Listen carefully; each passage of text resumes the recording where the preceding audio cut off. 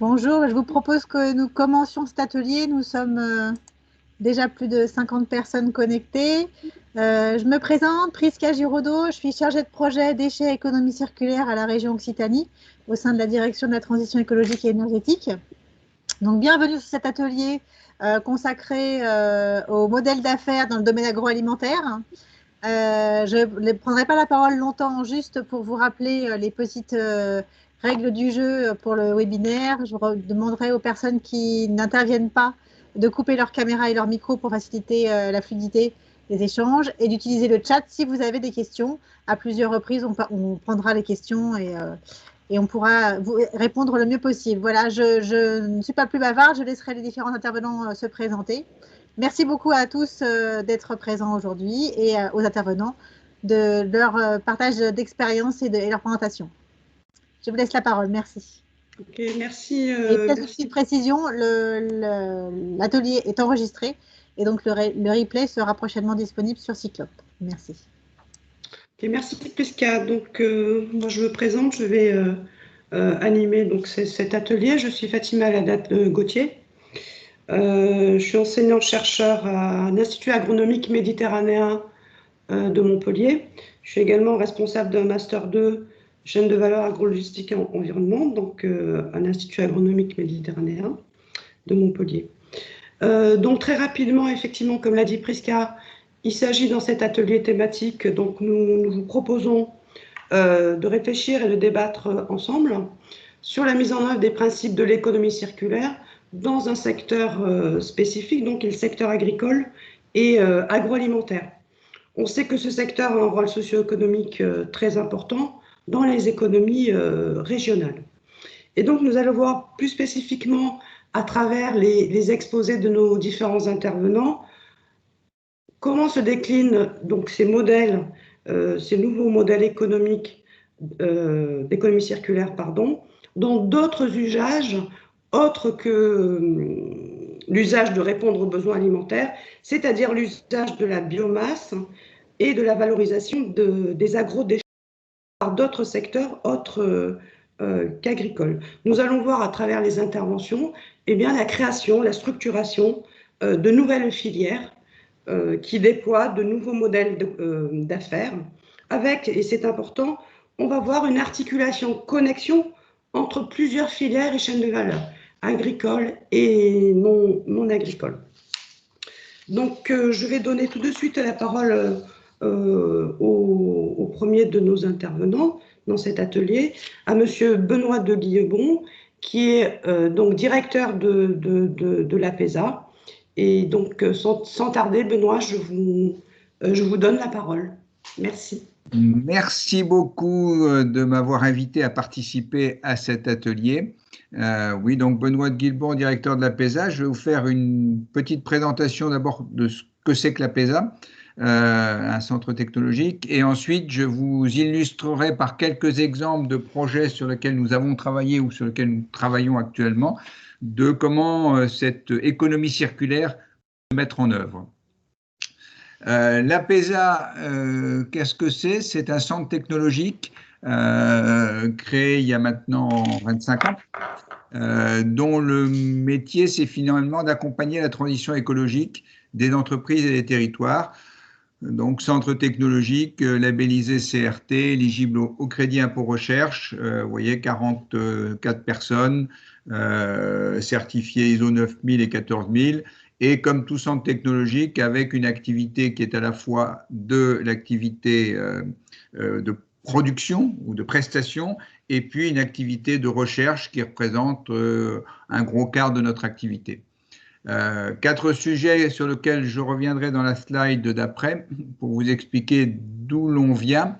Historiquement, l'APESA a toujours été une structure qui s'occupait d'enjeux environnementaux et de développement économique, ou comment l'environnement peut être un élément fort pour le développement économique. Et quand on regarde un peu dans le passé, on s'aperçoit que l'environnement, il y a 25 ans, c'était essentiellement le site industriel, l'usine qui fume, qui a des déchets, qui a des eaux usées, et puis que petit à petit, les enjeux environnementaux ont été regardés à travers le produit Et maintenant, quand on parle, je dirais, de stratégie environnementale, on va parler aussi du territoire. D'où les activités qu'a développé la PESA, qui sont tout ce qui est la prévention, santé, sécurité, environnement, pour tout ce qui est la valorisation des déchets, des biomasses et effluents, mais aussi un travail sur l'éco-innovation et les outils d'évaluation environnementale, analyse de cycle de vie, bilan carbone, et depuis 4-5 ans, tout ce qui est l'accompagnement de l'acceptabilité sociale, la responsabilité sociétale des organisations. Donc avec une structure qui fait à la fois de la technologie, je vais vous montrer une diapositive qui montre qu'effectivement on a des outils technologiques, notamment en matière de valorisation déchets et biomasse, mais qui a aussi beaucoup, et c'est la majorité de l'équipe, qui a des compétences en sciences humaines et sociales, que ce soit du juridique, que ce soit de la géographie ou que ce soit de l'économie, pour faire de la monétarisation des impacts. Je fais un petit zoom sur la partie valorisation de la PESA, dans la mesure où c'est là qu'on travaille beaucoup effectivement autour des aspects produits agroalimentaires. Donc l'équipe valorisation qui fait depuis 20 ans, on va dire, de la méthanisation et du compostage. Depuis quelques années, depuis quelques temps, on travaille un peu plus sur des sujets nouveaux comme les effluents et les microalgues, comme les bioplastiques et leur fin de vie. Et puis est apparu relativement récemment pour nous un dérivé de la méthanisation qui est la méthanation, ou qui est un complément de la méthanisation. Donc, vous voyez effectivement un ensemble de compétences relativement important, et vous voyez que effectivement, sur cette activité, on est à peu près à 30% de R&D. Une diapo que je ne vais pas détailler, mais qui vous montre juste quelques images des outils sur lesquels on peut travailler, des outils de compostage, des micropilotes de méthanisation, des pilotes un peu plus importants, des outils analytiques et les différentes activités sur lesquelles on peut travailler. Le sujet, c'est l'économie circulaire. Donc, j'ai voulu vous illustrer la PESA et l'économie circulaire à travers quelques exemples. D'abord, un sujet autour d'une bioraffinerie autour des microalgues, un sujet sur la fin de vie des bioplastiques, et puis je vous parlerai un petit peu, puisqu'il y a de la technologie, mais aussi de l'animation, tout ce qui est l'écologie industrielle et territoriale et ce que l'on fait dans ce domaine-là.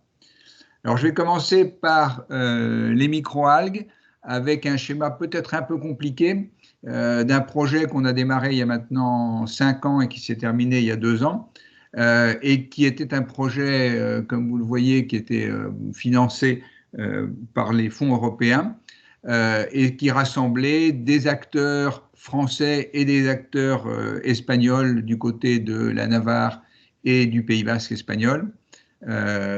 Et l'idée à l'époque, c'était de regarder un peu comment on pouvait faire une raffinerie, une bioraffinerie complète à partir de microalgues, donc la biomasse qui est là. On extrait de l'huile, on extrait du glycérol, on arrive à faire un certain nombre de produits. On obtient un résidu dans lequel on peut encore extraire des molécules de l'alimentation animale. On a encore un résidu qu'on va essayer de traiter par méthanisation avec à la fois du biogaz et du digestat. Et une partie de ce résidu, de ce digestat, peut être utilisée pour alimenter les microalgues, pour faire pousser les microalgues. Alors c'est intéressant parce que c'était le début de notre réflexion sur l'économie circulaire. Il y a eu un travail très poussé sur les différents aspects de ces procédés. Et au-delà de l'aspect technologique, on avait rajouté dans ce projet un aspect analyse de cycle de vie, pour regarder un petit peu comment ça se passe et quels sont les impacts que l'on génère, parce que même si ça paraît idéal d'aller recycler, revaloriser, sortir plein de produits, chaque opération que l'on fait a un coût environnemental, et ce coût environnemental peut être important. Et ce qui est intéressant dans ce projet, qui était un projet un peu exploratoire avec des partenaires, c'est que ça nous a permis de voir que quelquefois, il ne fallait pas aller trop loin dans les différentes possibilités de valorisation, parce que le fait de voir trop valoriser générait un coût environnemental plus important. En gros, il faut faire des boucles d'économie circulaire, mais pas trop compliquées, parce qu'effectivement, on risque de ne pas avoir tous les bénéfices environnementaux que l'on veut. Alors aujourd'hui, ben, ces projets continuent. Donc on a des projets qu'on travaille avec des acteurs un peu plus français là, sur effectivement des digestats qui puissent alimenter des microalgues, des cultures de microalgues, donc nourrir les microalgues et des valorisations de microalgues pour des applications en fertilisants et en biostimulants. Deuxième sujet dont je voulais vous parler, qui est un projet d'économie circulaire tout à fait intéressant aussi, c'est les bioplastiques agricoles. Les bioplastiques agricoles, le problème, c'est leur fin de vie.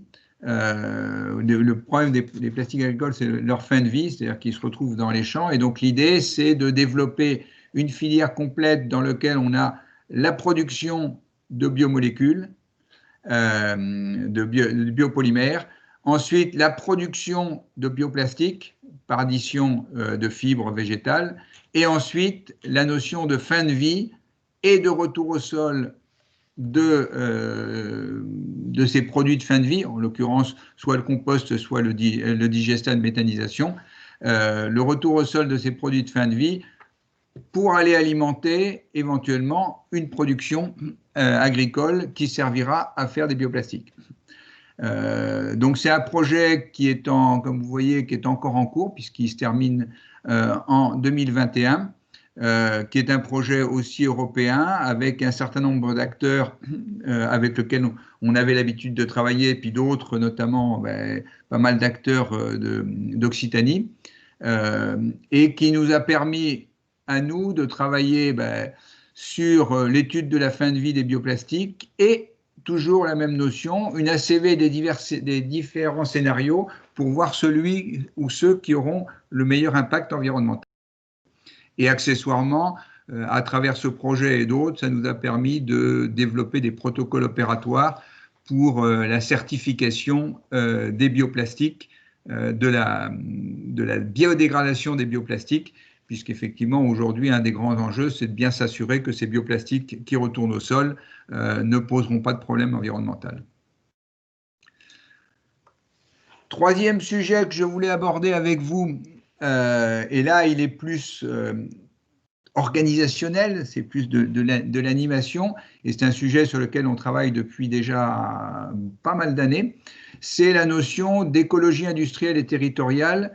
C'est la notion de développer des outils d'échange entre les différents acteurs d'un territoire pour générer des coopérations multi-acteurs, bouclage des flux, et puis, si possible, créer des richesses locales par cette coopération. Et nous avons développé une expertise au sein de l'APESA de méthodes d'animation que l'on utilise à la fois dans des projets comme celui qui vous est présenté, qui s'appelle EITNA, qui est Écologie industrielle et territoriale en Nouvelle-Aquitaine. Vous l'avez peut-être vu dès le départ, effectivement, l'APESA est plus implantée en Nouvelle-Aquitaine, même si elle travaille avec des partenaires occitans. Donc c'est un projet que nous menons en Nouvelle-Aquitaine qui consiste à accompagner des territoires avec des méthodologies assez innovantes qui permettent de créer les liens entre les acteurs et de développer des synergies locales, synergies qui, comme était précisé en introduction, ces synergies concernent à la fois le monde agricole, mais d'autres acteurs que le monde agricole, puisqu'effectivement l'économie circulaire, c'est de mettre un peu tous les acteurs ensemble. Alors, cette technique et cette animation que l'on mène, on l'a menée aussi dans le cadre d'un projet transfrontalier avec des partenaires espagnols. Et pour illustrer un petit peu mon propos, je vous donne quelques exemples de synergies que l'on a pu identifiés et accompagnés dans le cadre de ce projet-là, puisqu'effectivement, l'idée, c'est non seulement d'identifier les synergies, mais d'accompagner et de lever les verrous qui peut y avoir pour que les synergies se mettent en place, où les croûtes de fromage qui ne servaient à rien ont finalement été distribuées à des éleveurs porcins locaux, où des déchets de légumes en vrac ont servi de base pour la production de larves de mouches afin de produire des protéines et des huiles pour l'alimentation animale, où les sels souillés d'une entreprise agroalimentaire sont en cours d'évaluation pour être utilisés pour du fondant routier. Donc on voit bien qu'on sort complètement du monde agroalimentaire. Et pour terminer, un exemple d'accompagnement un peu plus poussé que l'on a mené dans le cadre du projet ORI, où on accompagne sur cette année 2020 une installation de picométhanisation. Donc picométhanisation, c'est toute petite installation de méthanisation qui est installée sur une ferme de maraîchage dans les Hautes-Pyrénées. Et l'idée, c'est vraiment d'aider cette picométhanisation à vraiment fonctionner correctement pour pouvoir donner à la ferme une solution qui permet de produire du biogaz et alimenter ainsi un laboratoire de transformation de fruits et légumes. Voilà, j'espère pas avoir été trop long. Merci de votre attention et puis je suis disponible pour des questions si besoin. Ok, merci beaucoup Benoît. Donc à l'attention des participants, on peut prendre des questions, mais uniquement de clarification après chaque intervention et on gardera le débat pour la fin. Donc on peut prendre rapidement s'il y a des questions de clarification sur la présentation de Benoît, s'il y en a. Alors, il y a une question dans le chat qui vient d'apparaître. Quelle est la taille et la production de biogaz d'une unité de picométhanisation? Une unité de picométhanisation, alors je raisonne en kilowatts électriques parce qu'effectivement, j'ai encore un peu de mal avec les normaux mètres cubes, mais les unités de méthanisation, c'est 250 kilowatts, 250 kilowatts. Une unité de microméthanisation, ça va être 10, ça va être 10, enfin 30 à 50. Une picométhanisation, ça va être en dessous de 20 kilowatts, quelque chose comme ça. Celle-là, je ne la connais pas par cœur, c'est mes collaborateurs qui travaillent dessus.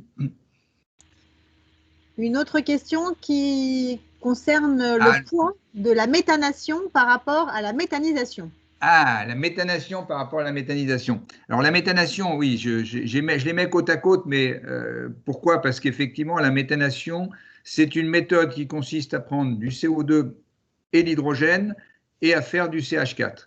Et aujourd'hui, on voit bien que comme la méthanisation ne fait que 60% de CH4 et fait 40% de CO2, je le fais très simple, mais c'est à peu près ça, quand on peut être intéressé pour rajouter de l'hydrogène dans le processus de méthanisation ou après, mais on essaie de le faire dans le processus de méthanisation pour que le CO2 qui a été produit soit transformé en CH4.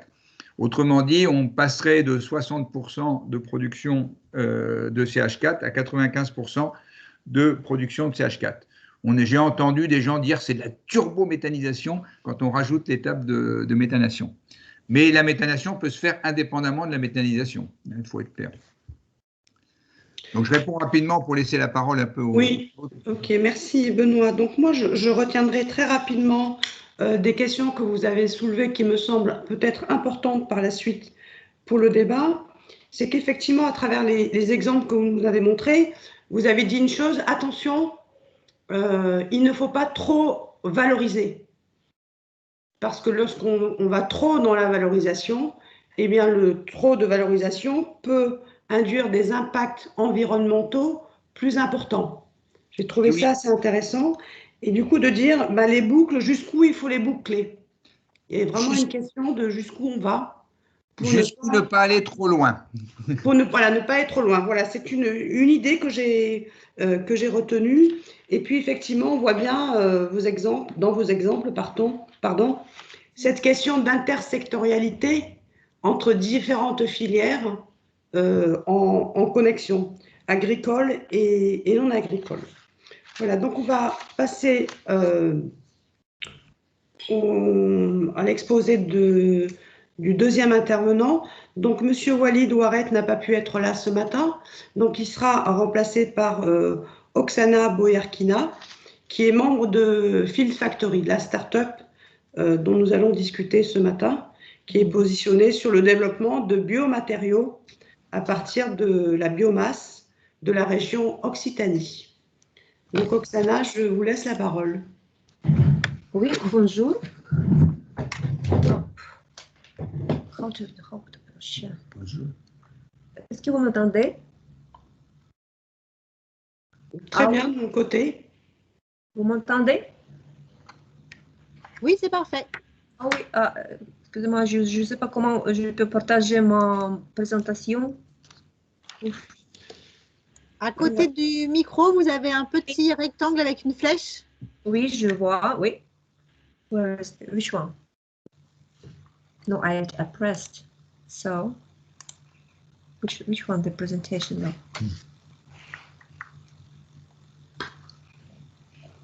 It's not this one. No.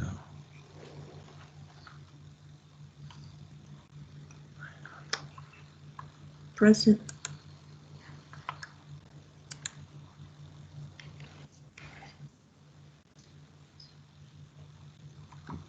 I don't know, it's not this one. It's not this one, sure. No, close it.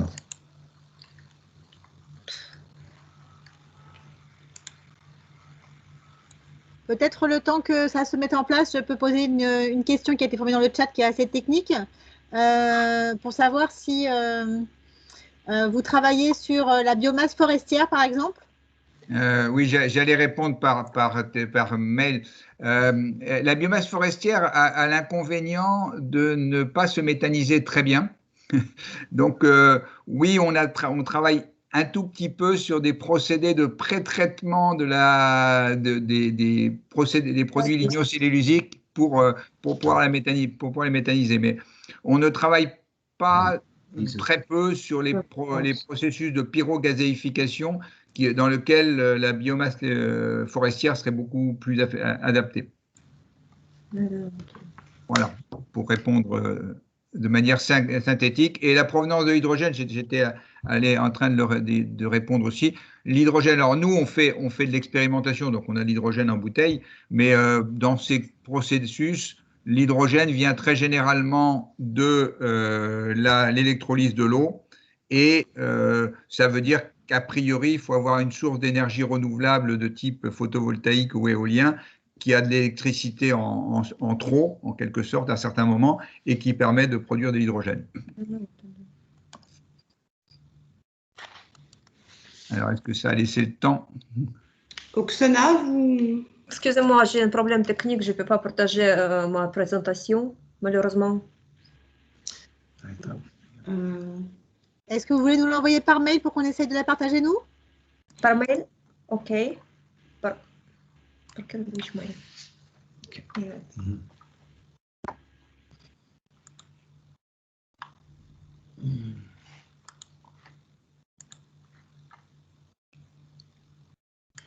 Pour l'instant, peut-être qu'on peut proposer l'autre question qui a été formulée concernant les exemples sur des territoires qui travaillent ensemble pour valoriser les déchets. Est-ce que vous auriez des exemples à citer? Pardon? Ce que je vous propose, Prisca, on peut passer à la présentation de M. Géalman. Si Oksana, vous avez besoin de plus de temps. Oui, je me connecte. Hein. Donc là, vous m'entendez?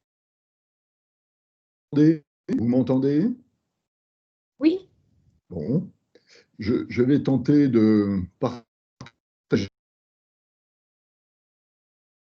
mon...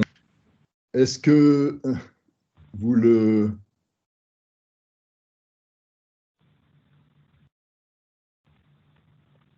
Voilà, est-ce que vous y avez bien? Est-ce que vous m'entendez? J'aimerais avoir un signal On vous entend, mais on ne voit pas la présentation. pour démarrer. Ah, parce que là, je l'ai mis en place. On ne la voit pas. Normalement,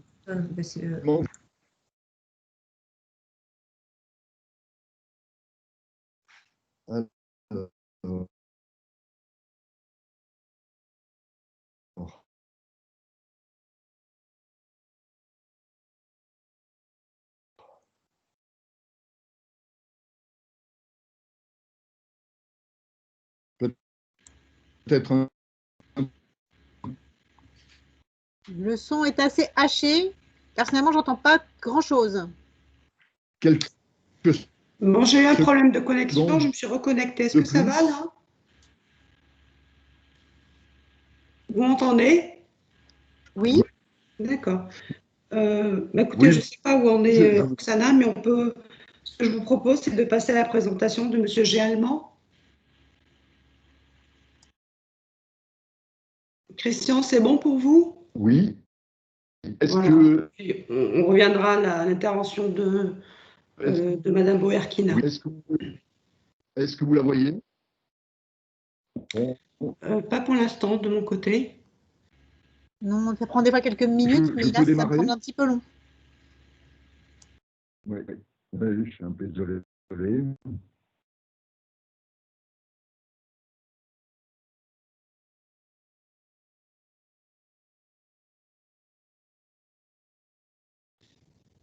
Ah, très bien, parfait.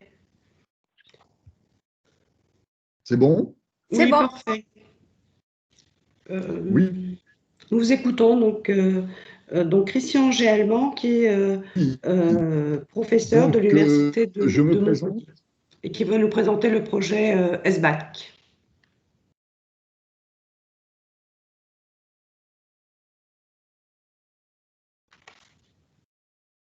C'était exact.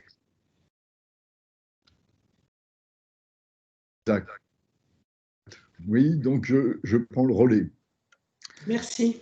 Donc, en fait, je vous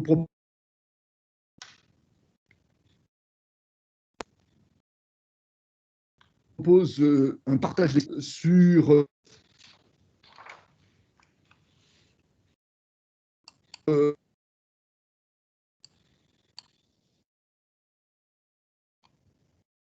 la création Il y a d'une des crise micros. qui a eu lieu donc, au sein de notre territoire YAT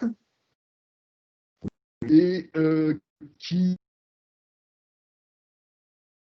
ou dans un système qu'on peut dire durable et régénératif,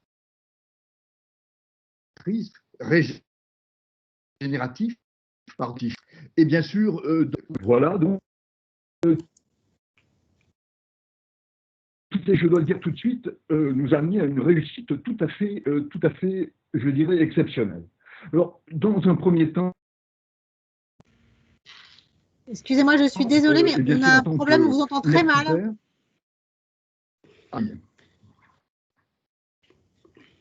Le son est très haché. je me rapprochais du micro. Ah, c'est Est-ce mieux que là. vous m'entendez? C'est un peu mieux. En fait, Christian, il y a des micro-coupures. Voilà, Et probablement couper le visio, je- ça aide aussi. Ah, donc vous avez une mauvaise connexion. Là, il semblerait que ce soit mieux. Mais Christian, vous pouvez peut-être couper votre caméra, Ou est-ce que je... Oui. ce qui allégera la connexion.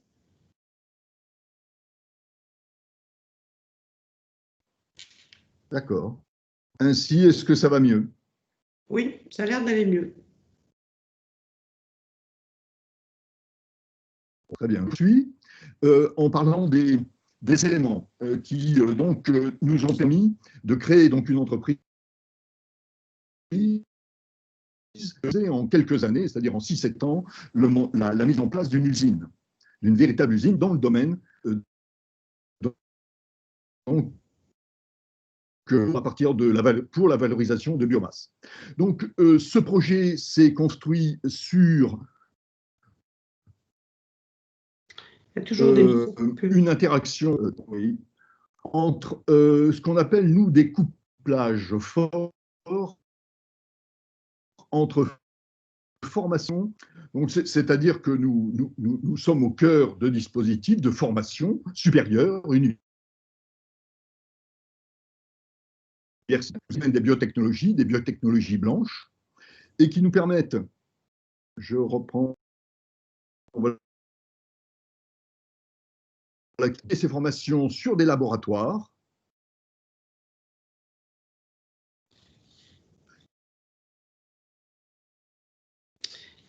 Il y a toujours des micro-coupures, là.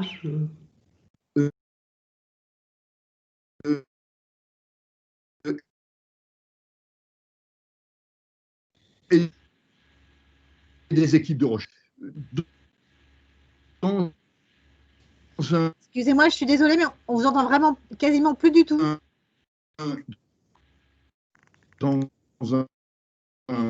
Oui, la connexion est vraiment mauvaise. Là.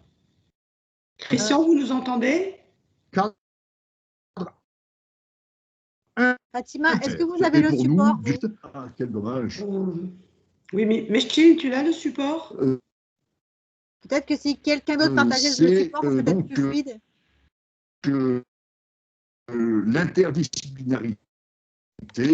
D'accord, donc Christian, est-ce que vous pouvez enlever votre partage d'écran? Je vais le faire. Nos formations et ces couplages. Si vous prenez la main, ça arrêtera son partage d'écran. Donc, je fais le partage directement. Donc, OK.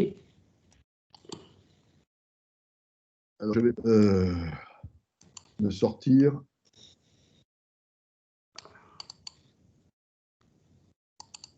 Donc, peut-être pour vous laisser la main et me reconnecter. Hein. Oui, okay. Je vais essayer de...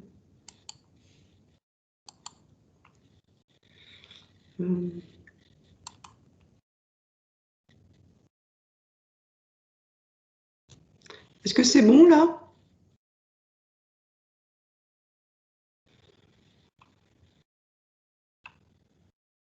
Est-ce que c'est bon? Vous avez la présentation à l'écran? Oui, oui, c'est bon. OK. Donc, je vais faire la présentation. Christian, vous voyez la présentation? Vous pouvez me dire et je passe les slides.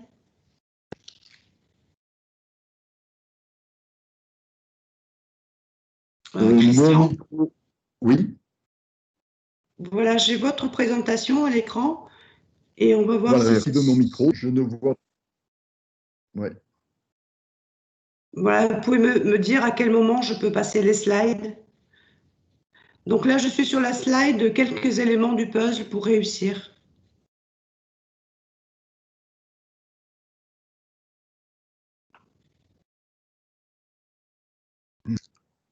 Je suis désolé, là. On vous entend bien, là, il me semble. Oui, ça continue à être assez mauvais et très haché de mon côté aussi. On peut continuer, essayer de voir, Christian.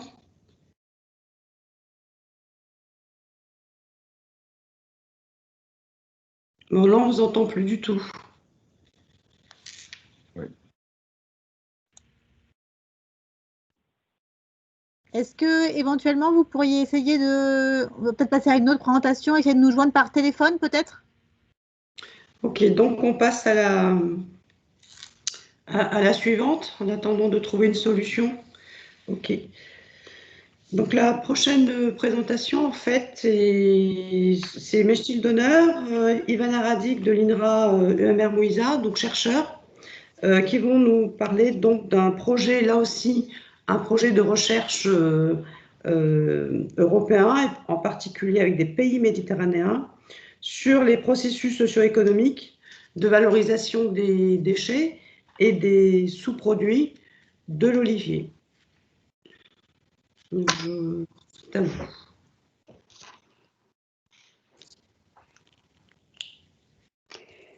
Oui, bonjour. Est-ce que vous voyez la présentation? Vous m'entendez bien? C'est parfait.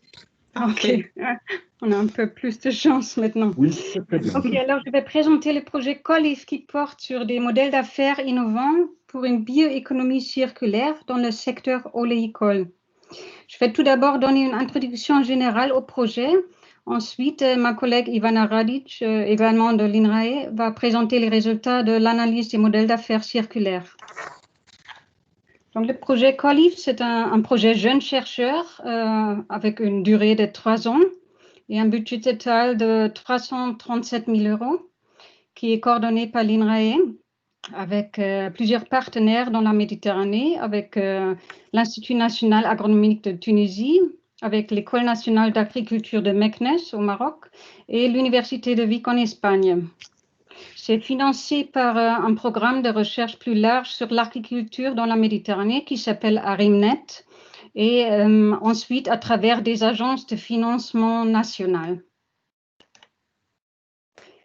Ce projet adresse une double problématique. La première est la perte de l'héritage gastronomique dans la région méditerranéenne. Là, on se demande quelles sont les stratégies de marketing et de labellisation collective pour ajouter de la valeur aux produits agricoles locaux. Dans notre exemple, l'huile d'olive. La deuxième problématique plus pertinente pour aujourd'hui qu'on va présenter, c'est les quantités importantes de déchets et sous-produits oléicoles qui existent dans la Méditerranée. Et là, on se demandait quels sont les modèles d'affaires circulaires qui valorisent localement des déchets et sous-produits de la production de l'huile d'olive. Les déchets, c'est-à-dire, c'est les feuilles et le bois, et les sous-produits ou coproduits, c'est les grignons d'olive et les margines. L'objectif global de ce projet est de comprendre les conditions et processus socio-économiques de la valorisation de l'huile d'olive, des déchets et des sous-produits oléicoles. Ce projet est reparti dans 4 axes au Working Package.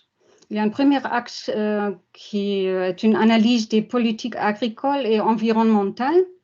Il y a 2 autres Working Packages qui portent sur les attitudes et le comportement des agriculteurs et les consommateurs vis-à-vis des produits locaux, mais aussi vis-à-vis des déchets et les produits issus des déchets et des coproduits. Et ensuite, il y a ce Working Package 2 qui porte sur les modèles d'affaires circulaires. Et là, dans ce Working Package, l'objectif ou la question est de comprendre, de savoir quels sont les modèles d'affaires circulaires qui existent et qui créent, délivrent et capturent de la valeur basée sur les déchets et des sous-produits oléicoles, à travers des activités, des partenaires, des ressources et des relations avec les consommateurs. En général, ce qu'on a déjà vu dans la présentation d'APESA, il y a plusieurs chemins de valorisation possibles. Donc, il y a un grand potentiel de la biomasse et ça dépend des volumes. On dit que les valeurs plutôt basses, c'est la bioénergie, la chaleur. Et ensuite, il y a des biofertilisants, des biomatériaux. Et la plus haute valeur, la valeur ajoutée, c'est des ingrédients pour l'alimentation humaine et animale et aussi des molécules très spéciales pour le secteur de la pharmacie ou la cosmétique. Donc, je vais passer la parole à ma collègue Ivana pour présenter les résultats de la revue des initiatives.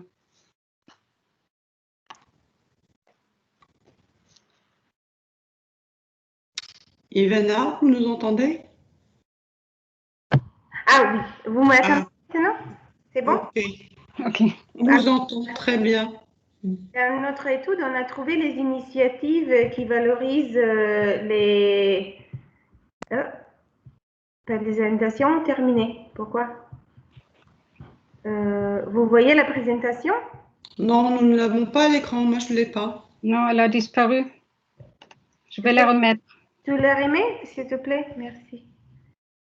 Alors, on a trouvé les initiatives partout dans la Méditerranée et dans les pays du Nord, donc pays européens, et également dans les pays du Sud Méditerranée, avec les initiatives assez intéressantes. Ça qu'on a vu que c'est effectivement tous les types de ressources sont valorisés. D'un côté, il est déchets, donc les branches, bois, feuilles, les fleurs, tout ça qui reste dans le champ d'olive, mais aussi les coproduits autour de production d'huile d'olive, donc les réunions, les margines, les noyaux, tout est effectivement valorisé. Et comme le parcours de cette valorisation, on peut voir des différentes ressources. Des différentes ressources. Pardon, Ivana, la présentation. Oui, Frida, il ne faut pas télécharger la présentation maintenant. Sinon, notre présentation disparaît. Et comme ça, on les voit. Si je partage moi. On voit maintenant? On l'a à l'écran, oui. D'accord. Alors, comme les parcours de valorisation, effectivement, on voit que toutes ces ressources sont transformées dans la chaleur, même l'électricité, mais aussi on peut avoir les fertilisateurs et les produits cosmétiques, les alimentations pour les animaux et aussi les produits de haute valeur ajoutée comme les cosmétiques et les molécules qui sont extraites de par exemple, fleurs ou les feuilles.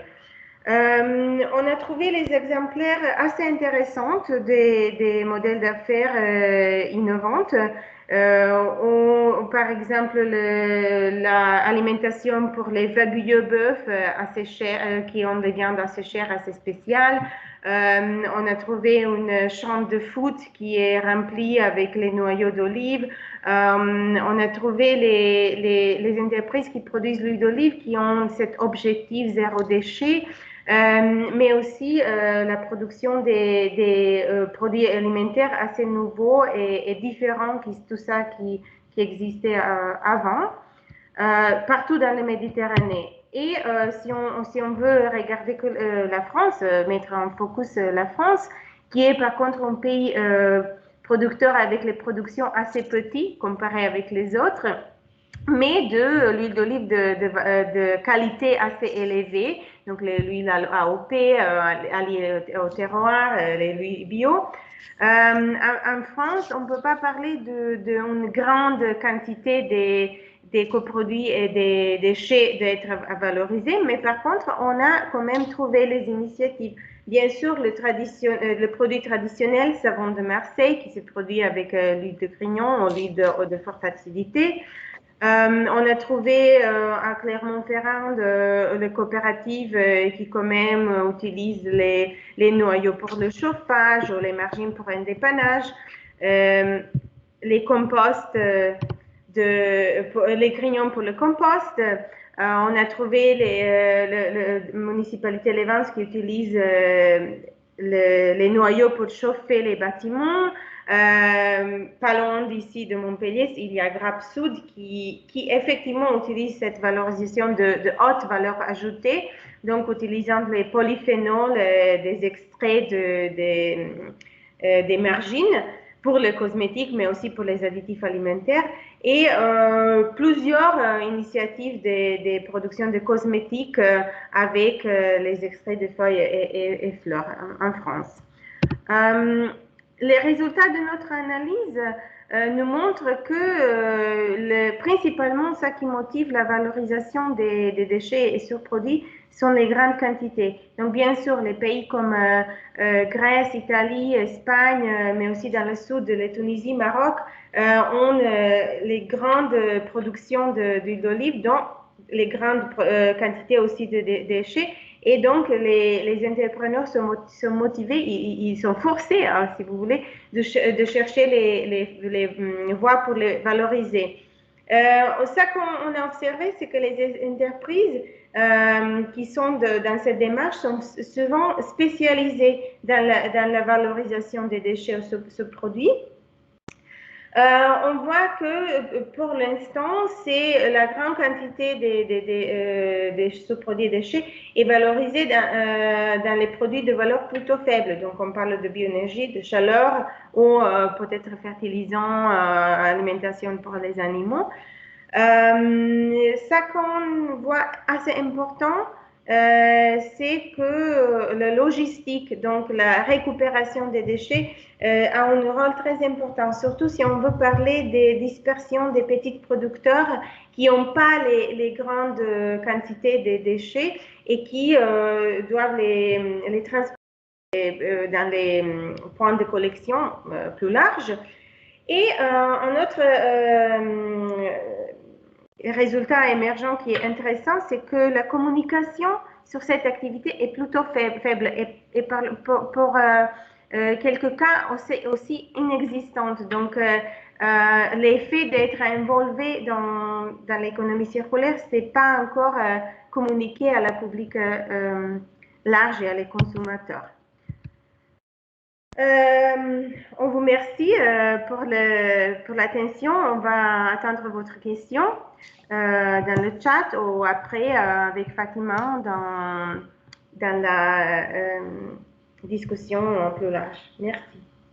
Ok, merci beaucoup Mechtilde et Ivana pour cette intervention intéressante sur une filière qui, comme vous l'avez dit, très importante à l'échelle de la Méditerranée, qui est donc l'huile d'olive, enfin l'olivier, pardon, l'olivier qui génère beaucoup de quantités de déchets, de sous-produits, et vous nous avez montré quelques exemples des initiatives explorées dans le projet, donc de valorisation de ces déchets. Et je retiens, et ça pourra peut-être faire l'objet du débat tout à l'heure, que finalement, on voit qu'il y a de nouveaux entrants sur ces nouveaux marchés de valorisation des déchets, donc j'allais dire des nouveaux entrants, plutôt des entreprises spécialisées qui traitent de grands volumes et avec une valeur faible, une création de valeur faible. Mais à côté, on voit aussi des entreprises de plus petite taille, innovantes, comme l'entreprise qui a créé un terrain de foot ou pour la viande de bœuf de très haute gamme. Voilà, donc nous pourrons revenir sur ces principaux éléments. Donc je reviens vers Oksana. Est-ce que vous êtes prête? Je suis en train de mettre la présentation. D'accord, donc c'est toi qui vas gérer la présentation? Oui. D'accord, ok, merci. Si nous avons des questions de clarification, on peut en profiter, le temps que... Il y a une question qui concerne le business model de la production d'huile d'olive. Est-ce qu'elle est incluse dans le modèle?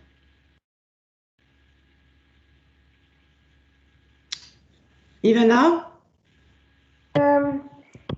Effectivement, dans notre étude plus large, on a inclus la production d'huile d'olive, mais ici, on a choisi de présenter que la valorisation et les modèles, business models qui valorisent les déchets sur produits. Mais ça qu'on a observé, il y a plusieurs en fait entreprises qui sont focalisées sur la production d'huile d'olive, mais aussi qui ont les activités plutôt d'utilisation des déchets et qui le présentent même comme leur stratégie zéro déchet. Et alors, en fait, aussi ajoute la valeur dans leur huile en présentant la même huile comme environmentally friendly, comme l'huile qui est aussi bonne pour le sol, pour l'environnement. Ok, merci. Merci, Ivana. Je crois que nous allons pouvoir passer à la présentation de Oksana. Oui. Tu es prête, Mechtilde, au niveau technique? Oui, je suis prête, oui. Ok. Oksana, tu me diras quand je dois changer la slide. Hein? Ah, je vois que je peux changer aussi. Je peux prendre le contrôle peut-être. Ok, merci. Merci beaucoup. Donc, bonjour à tous. Je suis un remplaçant de dernière minute de Walid Kouaré, qui est ingénieur agronomique de Field Factory. Je ferai une présentation au nom de Field Factory, mais malheureusement, peut-être je ne pourrai pas répondre à toutes vos questions car j'ai récemment rejoint l'équipe et je viens du domaine de politique publique et de questions juridiques. Et à la fin de la présentation, il y aura des courriels auxquels vous êtes invités à transmettre toutes vos questions. Donc, au nom de Field Factory, je voudrais vous souhaiter la bienvenue et vous remercier d'être ici. Field Factory est une jeune entreprise enregistrée l'année dernière à Montpellier. Il y a 4 membres dans l'équipe dont les antécédents couvrent agronomie, développement des affaires, questions politiques et juridiques et génie mécanique. Nous cherchons également à élargir notre équipe avec des biologistes, des chimistes et d'autres compétences liées au projet. En tant que start-up, nous avons bien mené à bien le programme de pré-incubation Jump and Creation de BIC. À ce stade, nous avons terminé la phase d'idée et une partie de R&D de base, ce qui nous a conduit à la création d'un prototype de biomatériaux pour l'emballage. Dans la prochaine phase de notre projet, nous devrons terminer la R&D en testant le matériau prototype afin de confirmer scientifiquement qu'il y a des spécifications techniques comparables ou supérieures à celles de notre principal concurrent.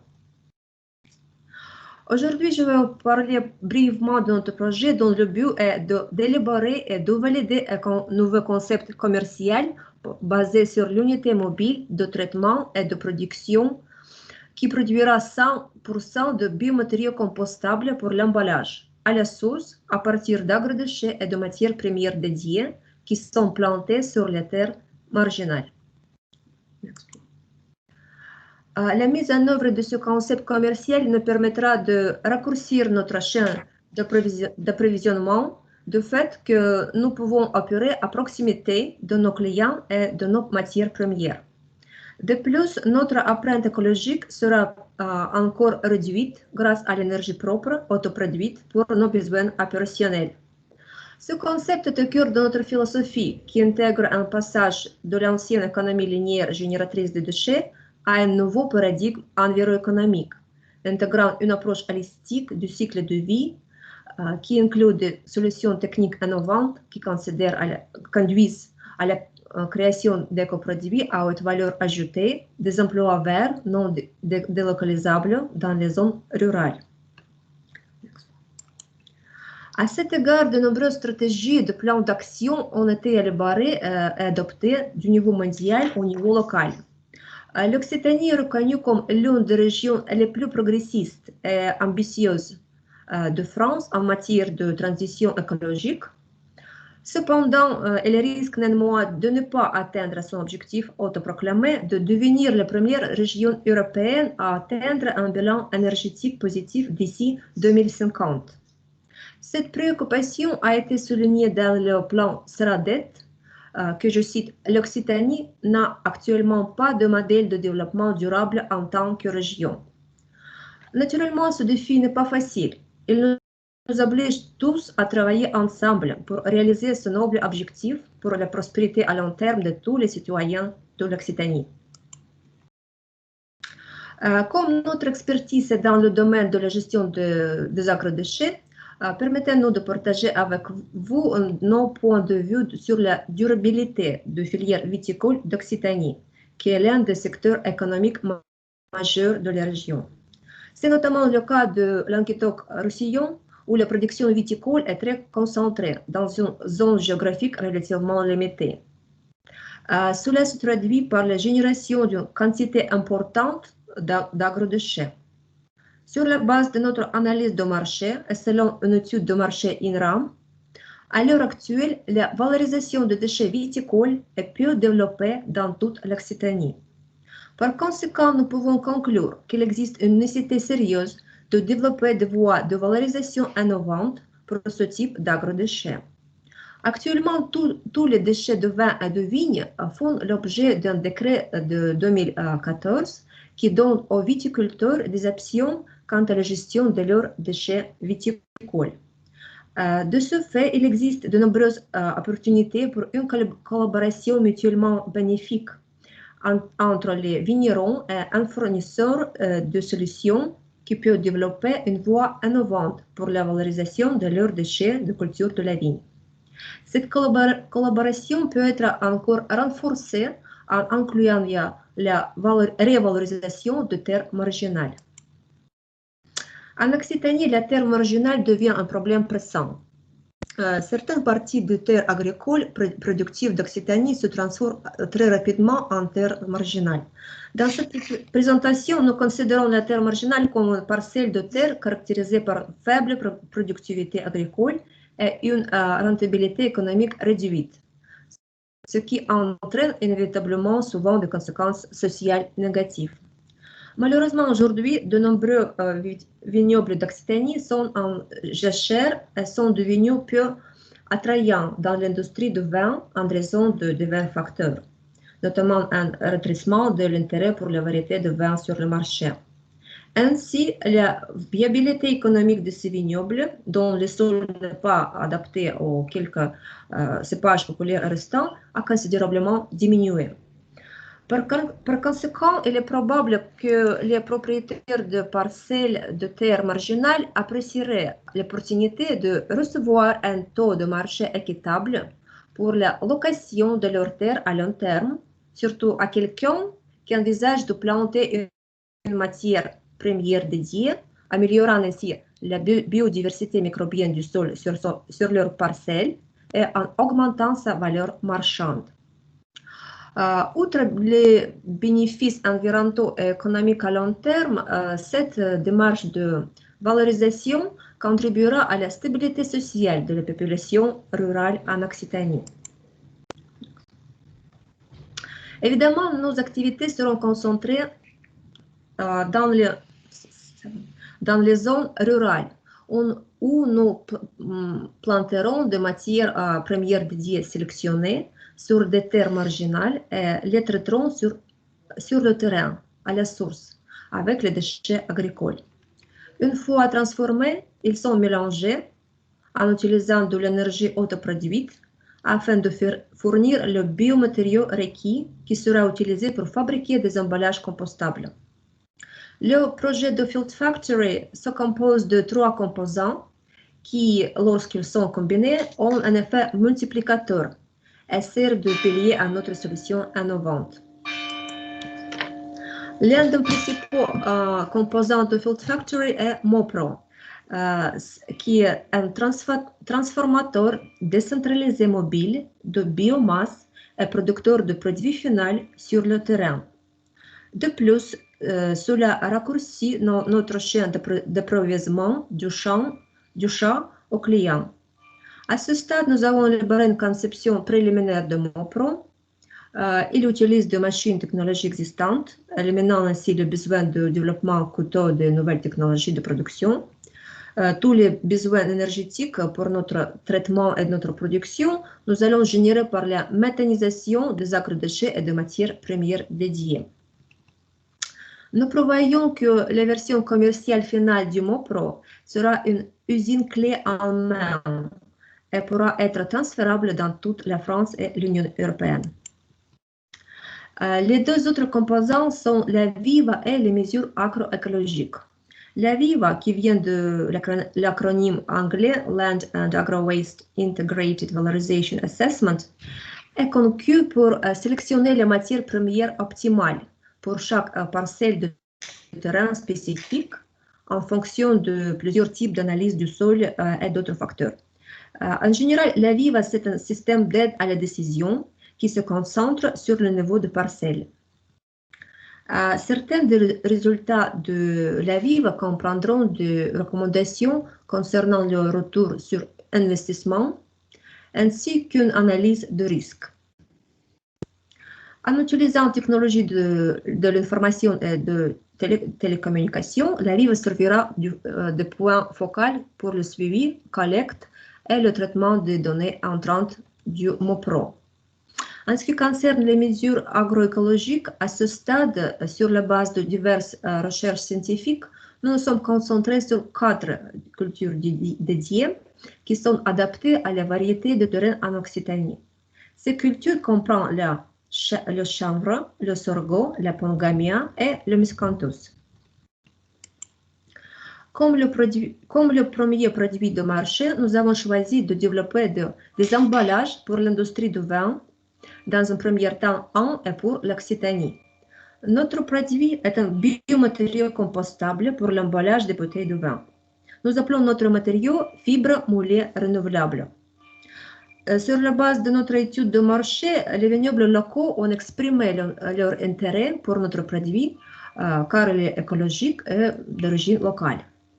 Cependant, ils aimeraient voir et sentir le matériau, connaître également ses spécifications techniques ainsi que son coût. Le business model de Field Factory est B2B. Cependant, nous devons encore faire de la R&D afin de développer et de concevoir davantage notre nouveau modèle commercial en raison de la complexité du projet de Field Factory. Notre marché cible initial comprend les fabricants de vin traditionnels de taille moyenne qui produisent du vin de valeur moyenne à élevée et doivent passer à des emballages plus écologiques en raison de pression réglementaire croissante.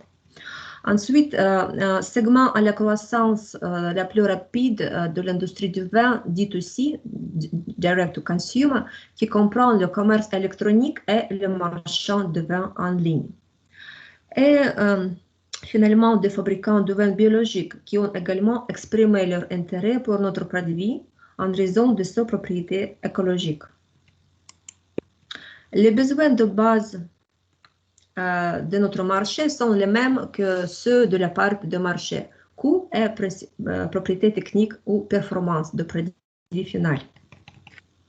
En termes de compétitivité coût, notre principal concurrent, le carton, coûte environ 1 euro par caisse, en tant que notre concurrent secondaire, bois, coûte environ 3,50 € par caisse. Sur la base de notre prototype de R&D, nous pensons que nous pouvons produire un produit commercial final qui sera moins cher que le carton, tout en ayant des caractéristiques techniques comparables. Naturellement, nous pourrons le confirmer qu'une fois que nous aurons terminé les tests dans un laboratoire. De plus, notre processus de production est bien adapté à la production sur mesure de petites séries, qui est actuellement la tendance à la croissance la plus rapide dans l'industrie de l'emballage de vin. À notre connaissance, il n'y a actuellement aucun concurrent direct qui fabrique des emballages compostables pour l'industrie du vin. Comme était déjà mentionné, les concurrents indirects sont les producteurs traditionnels d'emballage en carton et en bois. Nos avantages compétitifs par rapport à ces producteurs d'emballage traditionnels sont, premièrement, le coût de nos matières premières qui sont des agrodéchets et des matières premières dédiées est moins cher que les matières premières nécessaires à la production de carton. Deuxièmement, nous produirons notre propre énergie verte, donc nos dépenses d'exploitation à cet égard seront inférieures à celles de la production de carton. Et finalement, l'ensemble de notre transformation et de notre production sera neutre en carbone, tandis que la production de carton entraîne de nombreux polluants environnementaux qui entraînent des coûts de rectification. Et finalement, l'utilisation de MoPro qui fonctionne à proximité de la matière première, de la production d'énergie ainsi que du client final nous permettra de raccourcir considérablement notre chaîne d'approvisionnement par rapport au concurrent carton qui doit importer son produit de matière première de l'extérieur de la région. Et ici, vous pouvez voir comment les différents composants de notre projet fonctionnent en symbiose. Afin de réaliser ce projet ambitieux, au nom non seulement de Field Factory, mais de l'Occitanie dans son ensemble, nous proposons la création de BECLA, qui est un acronyme anglais pour Bioeconomy Closed Loop of Occitanie. Ce réseau d'intérêt interdisciplinaire transsectoriel serait spécifiquement axé sur la valorisation des agrodéchets et des terres marginales en Occitanie. BECLA servirait de plateforme innovante de dialogue et d'interaction multipartite constructive en Occitanie, rassemblant des universités, des industries, des ONG, des structures gouvernementales et d'autres instituts pertinents afin d'atteindre les objectifs de réduction des déchets. Beclo, en tant que modèle, peut facilement être transférable à d'autres régions de France et de l'Union européenne qui ont également intérêt à valoriser les agrodéchets et les terres marginales. À cet égard, Beclo peut devenir la marque d'Occitanie dans ce domaine. Comme nous le raisonnons tous, le défi de la transition écologique n'est pas facile, mais si nous travaillons tous ensemble, nos efforts synergiques aboutiront inévitablement à accroître les perspectives durables de l'Occitanie et donc de tous nous en tant que citoyens. Et en conclusion, je voudrais vous remercier d'avoir écouté cette présentation. C'est un honneur d'être invité à cet événement si prestigieux comme le 3e forum sur l'économie circulaire et d'avoir l'opportunité de présenter notre projet assez ambitieux. Et de plus, je voudrais inviter tous d'entre vous qui travaillent dans un laboratoire ayant éventuellement développé un matériau similaire ou adapté à notre projet à nous contacter.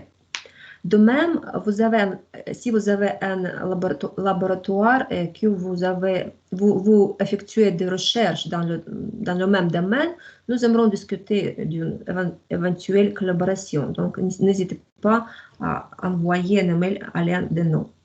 Et comme toutes les startups, nous avons toujours besoin de financement. Donc, si vous connaissez une opportunité de financement qui correspond à notre projet, nous apprécierions d'autres informations. Encore une fois, merci beaucoup pour votre temps et votre intérêt. Merci. Ok, merci beaucoup. Merci beaucoup, Oksana, pour votre intervention qui montre un exemple très intéressant d'opportunité de valorisation d'agrodéchets. Et puis, c'était très intéressant aussi de voir la construction du modèle d'affaires qui repose sur l'économie circulaire de Phil Factory. Ok, donc nous allons revenir à la présentation de Christian. Christian, vous m'entendez? Est-ce que vous m'entendez?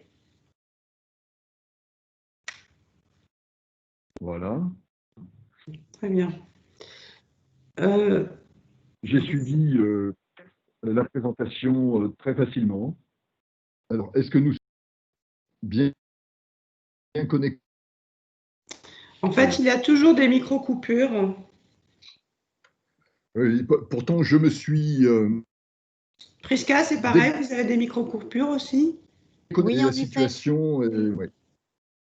Est-ce que, Christian, vous pourriez couper votre caméra en espérant que ça améliore la connexion? Oui, s'il vous plaît, merci. Oui, je désactive la caméra. Moi, je vous reçois vraiment très bien. Et pour un deuxième essai, si vous le souhaitez. C'est un peu mieux là, on va essayer. Allez, on y va, on essaye. Je fais un partage. Hein.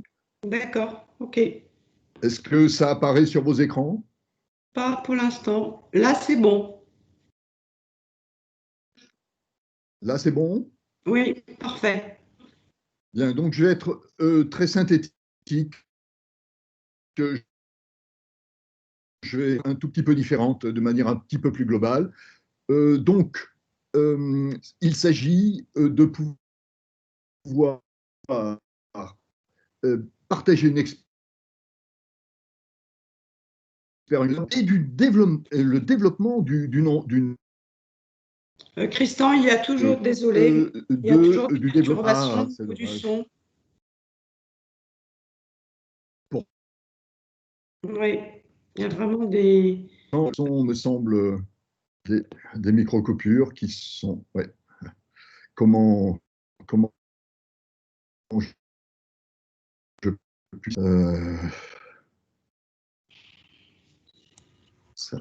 crains que ce soit lié à un problème de débit. Pardon, oui. Fatima, est-ce que vous avez, vous, la présentation de Christian? Oui, je vais la... Peut-être que si Christian ne partage pas son écran, peut-être que ce sera meilleur. Parce que tout à l'heure, quand vous étiez juste en audio, vous entendez. Alors, je vais... Je vous entends, oui, très bien. Voilà, est-ce que vous l'avez à l'écran? Pour l'instant, non. Oui, c'est bon. Ok, donc on essaye comme ça. Est-ce que, oui, je peux avoir la main sur le déroulement ou pas? Non, je pense pas. Si c'est moi qui partage, vous ne pouvez pas Parce voir que, le... Vous me dites lorsqu'il faut passer à la slide voilà, suivante et je le fais. bon,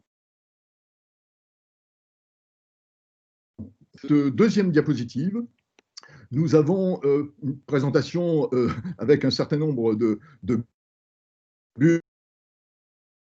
Et donc, ce qu'il faut retenir, c'est que la création de cette entreprise est l'aboutissement à la mise en place d'une usine en l'espace de 6-7 ans, résulte vraiment de couplages extrêmement forts entre la formation donc au niveau master ingénieur, l'appui de laboratoires comme l'UMR IAT, sur le site de Montpellier,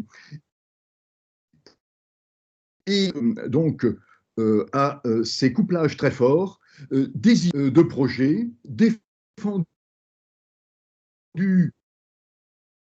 tels que Fanny Rollet, qui est aujourd'hui PDG de cette entreprise, a pu, sur une idée extrêmement, que dans le cas de la valorisation de biomasse, et en particulier des sarments de vigne qu'on estime et 400 000 tonnes au niveau de la région Occitanie, en termes de disponibilité, chercher donc à une machine qu'on appelle donc éco-extraction pour donc avoir accès à partir de biomolécules actives, antifongiques, utilisées en agriculture. Et je pense que l'idée qu'il faut retenir pour un avenir, je dirais, éco-responsable, se situe vraiment à ce niveau-là, c'est-à-dire concevoir donc qui seront les outils d'aujourd'hui, puisque ces prototypes très vite évoluent en machines réelles, et ça me paraît être déjà un élément extrêmement important. Et à partir d'un premier à se développer et continue à se développer au niveau industriel par une usine développée donc à Plestan en Bretagne. Donc la recherche se fait à Montpellier et se réalise actuellement donc en Bretagne. Alors cette recherche est soutenue et donc qui nous amène dans cette diapositive suivante donc à évaluer un petit peu les élus qui sont donc, et ça c'est un point aussi extrêmement important, qui sont au cœur, je veux dire, les transitions écologiques, économiques, des transitions sociétales qui s'inscrivent dans le développement, le bien-être des citoyens et le bien-être, disons, l'amélioration des territoires.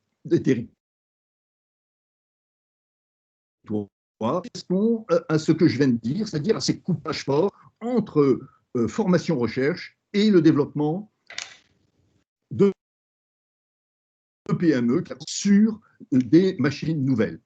Et autour de cet ensemble, avec l'appui donc d'appels d'offres tels que recherche et société, qui se sont ouverts, que nous avons pu bénéficier rapidement comme soutien, appui, eh bien, nous avons autour à la fois ou des organismes publics en rouge et des organismes privés qui vont soutenir cette action. Donc, maintenant, comprendre un petit peu les différents éléments de cette boucle que je pense centré sur des objectifs qu'on peut appeler la Bio-Based Society de demain. Bio-Based Society, du monde du vivant, à la fois des matériaux, des mécanismes qui vont nous permettre de faire émerger ces projets, ces idées. Et je pense que donc c'est le cas de la société Antophénol, que vous pouvez, reposant sur une bioressource qui contribuera à améliorer les revenus des viticulteurs, le part, donc à valoriser des biomasses telles que les sardes de vigne ou les mares de raisin au niveau des coopératives. Mais c'est à trouver dans l'encadré à droite des groupes coopératives dans le cas de l'agroalimentaire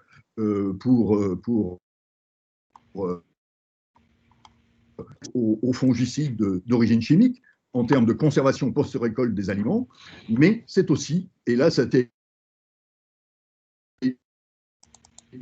des groupes industriels dans la cosmétique qui ont trouvé leur compte, si je peux me permettre l'expression, antifongiques qui sont extraites et issues donc de ces biomasses végétales que rien, puisque nous consommons des baies de raisin, nous utilisons les feuilles de vigne dans notre consommation, nous donc ces jus de raisin en vin et qui nous permet aujourd'hui de pouvoir développer des projets, des visions qui s'inscrit dans une démarche que je peux considérer comme durable et régénératif, donc ça, ou régénérative, et le projet aujourd'hui vise à développer des empreintes moléculaires qui nous permettent de contribuer à et qui s'inscrit dans cette boucle à l'échelle de l'entreprise, oui, permettant justement de... pardon, Christian, nous sommes, la connexion n'est pas toujours très bonne et nous sommes assez en retard, pardon, au niveau de l'atelier. Est-ce que je peux vous demander de conclure rapidement?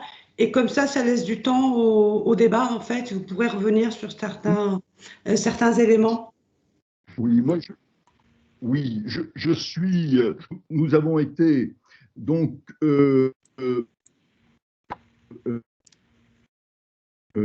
à la fois de création d'entreprises et scientifiques pour développer de nouveaux procédés éco-responsables. Je pense qu'il y a quelques éléments absolument indispensables que j'ai tenté d'exprimer au travers et qui reposent à la fois sur la création de machines nouvelles, respectueuses de l'environnement, qui est interne, si vous voulez, au développement de l'entreprise elle-même, mais c'est aussi une intégration de tous les formations, recherche, qui me paraît absolument nécessaire pour pouvoir aboutir à une véritable réindustrialisation de nos régions aujourd'hui. Voilà, l'enjeu me paraît extrêmement important et je vous remercie de votre... Merci beaucoup Christian, merci.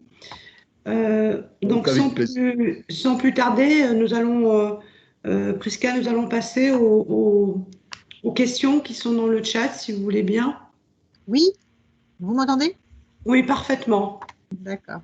Alors, il y a eu relativement peu de questions. Il y avait une question qui, je pense, était sur une présentation antérieure, qui était sur la question du coût des déchets.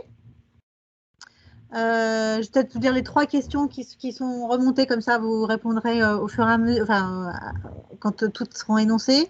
Et il y avait une question concernant la conversion catalytique assistée mécaniquement des noyaux d'olive qui a été testée par GEFS à Majorque. Et il indique que 40% du biodiesel part pour le transport. Le problème est de sécuriser l'approvisionnement en noyaux broyés issus de grignons à 50 € par tonne livrés à l'usine biodiesel. Est-ce possible? C'est vraiment très précis comme question. Et ensuite, une dernière question qui concerne la question de la mobilité bas carbone. Est-ce qu'elle est évoquée dans les projets qui ont été présentés?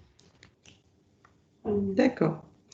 Alors la question sur mobilité bas carbone, peut-être nos intervenants peuvent peut-être réagir sur les différents projets qui ont été présentés. Christian, par exemple, vous qui avez mené des analyses de cycle de vie dans vos différents projets.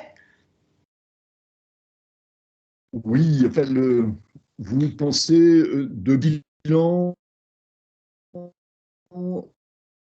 de ces flux qui tournent autour de ces projets en termes de carbone, en termes d'empreinte écologique? Est-ce que c'est bien ça ou pas? Benoît, peut-être que vous voulez compléter l'intervention de Christian, puisque vous aussi, vous avez mené des analyses de cycle de vie. Benoît, pardon, oui, Benoît. Benoît, vous m'entendez?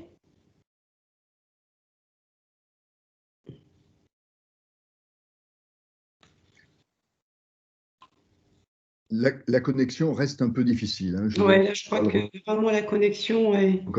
Et j'ai l'impression que Benoît n'est plus... Et donc, on a plus connecté. Ah, c'est possible. Peut-être reformuler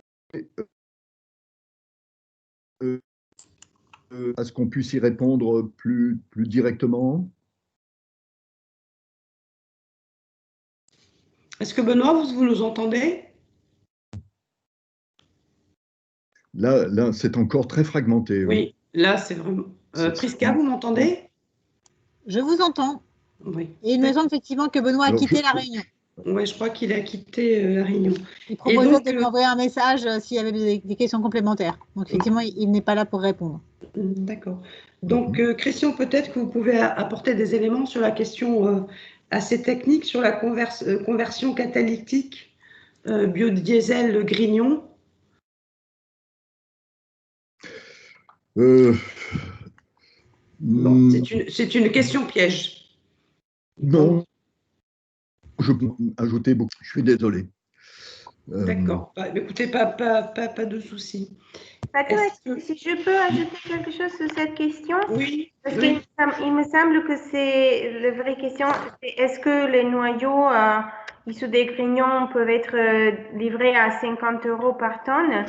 Ça que je peux ajouter, c'est qu'il existe les plateformes en ligne, en espèce de bourse, où on peut trouver les offres et les demandes aussi, justement aussi pour les grignons, pour les noyaux. Et là, il y a les différents prix proposés en dépendant de période de l'année, qui dépendent de les territoires ici.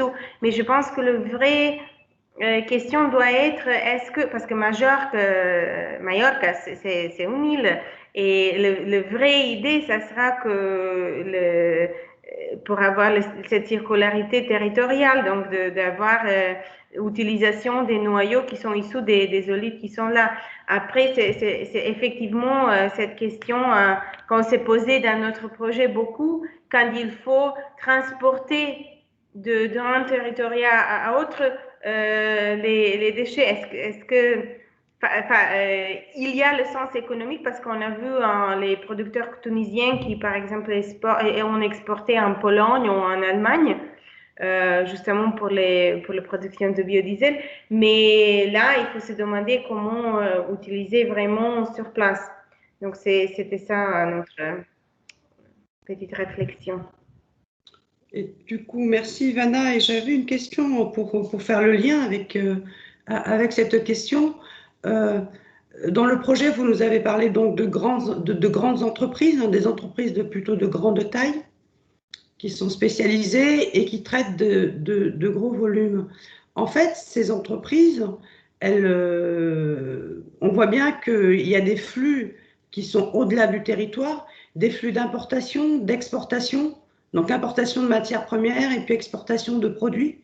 Est-ce qu'on peut dire, ce qui peut paraître un peu paradoxal, puisque souvent on lie l'économie circulaire plutôt à un territoire, et là on a le sentiment que nous avons de grandes entreprises avec des logiques industrielles, et finalement on remonte sur une échelle transnationale de flux en fait qui sont. Je voulais avoir votre avis là-dessus, plus d'éléments. Et effectivement, c'est ça qu'on s'est apprécié aussi. Mais il y a aussi les exemplaires, notamment en Crète, qui est notre île, en Grèce, où apparemment, il y a 10 ans, 20 ans, quand ils faisaient justement, ils exportaient leurs déchets en Suède, en Europe du Nord en plus, mais ils se sont rendus compte qu'ils peuvent les bien utiliser eux-mêmes dans leur île pour production de chaleur, et ils le font aujourd'hui. Et en plus, ils sont en train de vraiment repenser l'utilisation des différents types de ressources pour les utiliser sur place.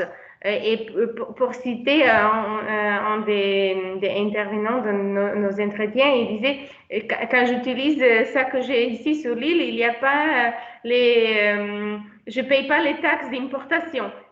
Qui est vrai. Donc, je pense qu'il y a encore une longue vue pour passer. Parce que d'autre côté, comme j'ai mentionné déjà, on a vu un Tunisien qui exporte en Allemagne, en Pologne.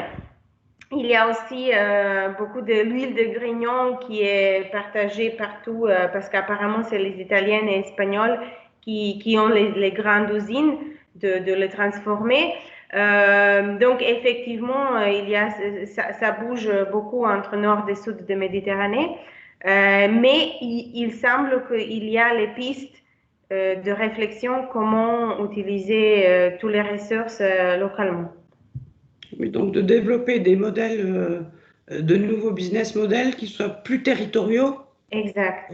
Et circulaires pour non seulement créer de la valeur à l'échelle territoriale, mais aussi capter cette valeur. Puisque lorsque la Tunisie exporte, la valeur s'exporte aussi, puisqu'elle va être créée dans d'autres. Donc il me semble qu'effectivement l'enjeu, c'est création de valeur sur le territoire, mais aussi captation de cette valeur pour qu'elle ne sorte pas, j'allais dire, du territoire en fait. C'est très intéressant. Est-ce que nous avons d'autres questions?